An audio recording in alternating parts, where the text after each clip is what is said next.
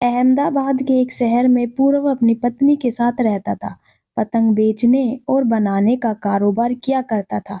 हर साल वो मकर संक्रांति के समय खूब सारी पतंग बनाता और बेचता था और हर पतंग के सीजन में कुछ पैसे कमा लेता था। लोग बड़ी इच्छा से पतंग खरीदते और मन लगाकर पतंग उड़ाते।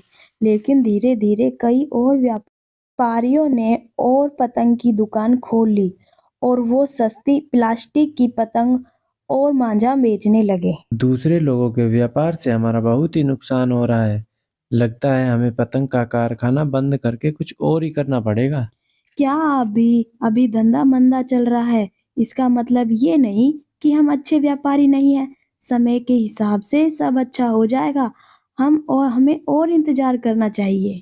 पूजा की बात को सुनकर पूरव शांत हो जाता है। उसके पड़ोस में सोमेश और रमेश दो भाई रहते थे। उन्होंने देखा देखी कर कर उन्होंने भी अपनी पतंग की दुकान खोल ली थी। सोमेश, इस बार खूब सारी सस्ती पतंग बेचेंगे, बस आप प्लास्टिक मंगवा लीजिए और हम कुछ और पैसे कमाकर शहर छोड़ देंगे। छोटे, तू चिंता मत कर, मैं इसे सब संभाल लूंगा। ज्यादा से ज्यादा क्या, नकली और सस्ती पतंग लाऊंगा जो बस दिखने में अच्छी हो और उड़ते ही फट जाए। हा हा हा। रमेश और सोमेश की पतंग ज्यादा बिकने के वजह से पूरव और उसकी पत्नी दोनों परेशान हो गए। रमेश की दुकान पर भीड़ लगी रहती, वहीं पूरव की दुकान पर उसके कोई पुराने ग्राहक आया करते थे। तभी एक पुराना ग्राहक आता है। अरे पूरव भैया, पतंग तो दिखाना जरा। पिछले साल जो तूने पतंग दी थी, खूब चली थी। जी देखिए, हमारे पास नए नए पतंग आए हैं जो बहुत मजबूत है और हवा के झोंके से बहुत तेज ऊपर उड़ेंगे।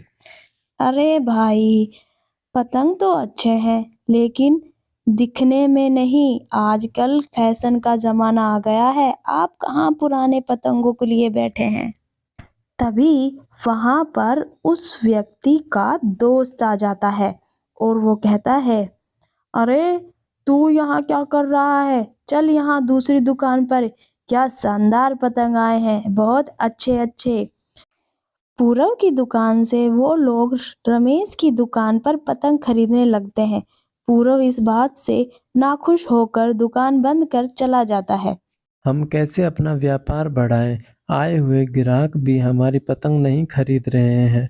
कहाँ जाएं और अब क्या करें हम? तभी पूजा कहती है, आप भी सस्ते और प्लास्टिक की पतंग बेचना शुरू कर दो।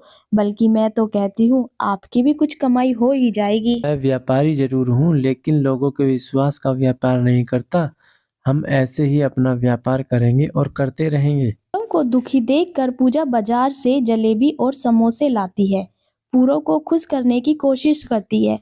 पूरव जलेबी और समोसे देखकर खुश हो जाता है और खाना खाने लगता है। अचानक उसने सोचा, अगर जलेबी और समोसे के आकार के पतंग बनाकर बेचे तो। और आजकल फैशन है और लोगों को बाहर का खाना पसंद भी है। पूजा, ओ पूजा, मुझे एक आइडिया आया है।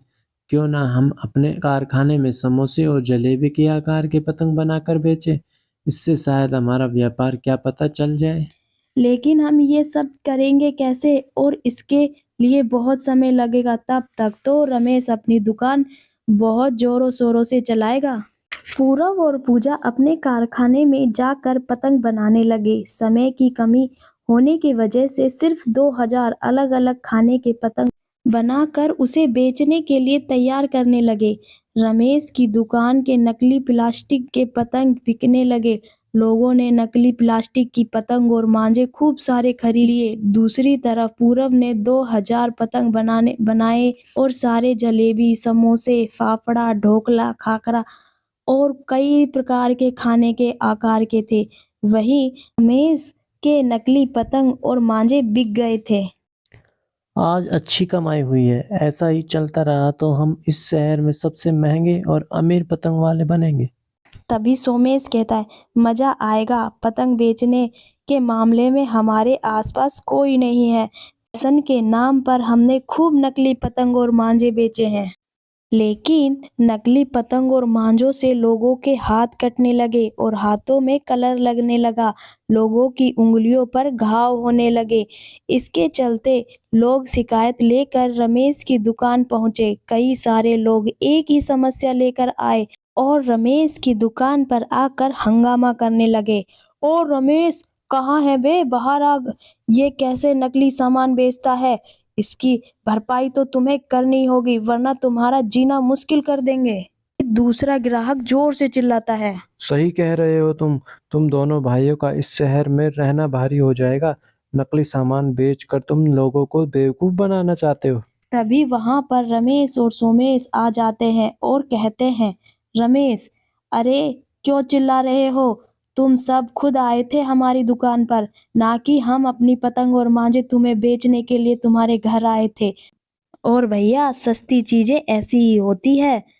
और रही भरपाई और तुम्हारे हाथों के घाव की, इससे हमारा कोई लेना देना नहीं है। इतना कहकर दोनों भाइयों ने दुकान बंद कर दी और अपने घर चले गए, जैसे कि कुछ हुआ ही ना हो।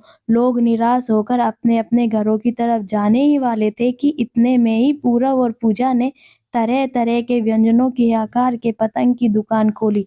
जैसे लोगों ने जलेबी, समोसा, ढोकला के आकार की पतंग देखी तो मानो उनके जख्म अपने आप ही भर गए।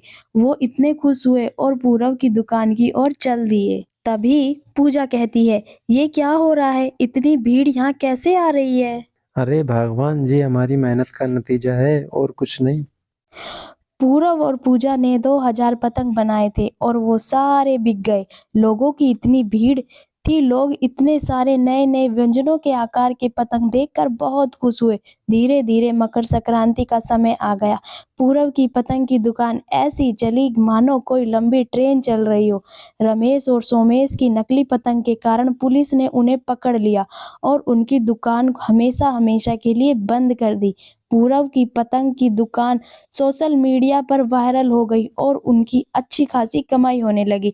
अगर हमारी वीडियो अच्छी लगी हो तो प्लीज़ लाइक, शेयर, सब्सक्राइब करना ना भूलें। धन्यवाद।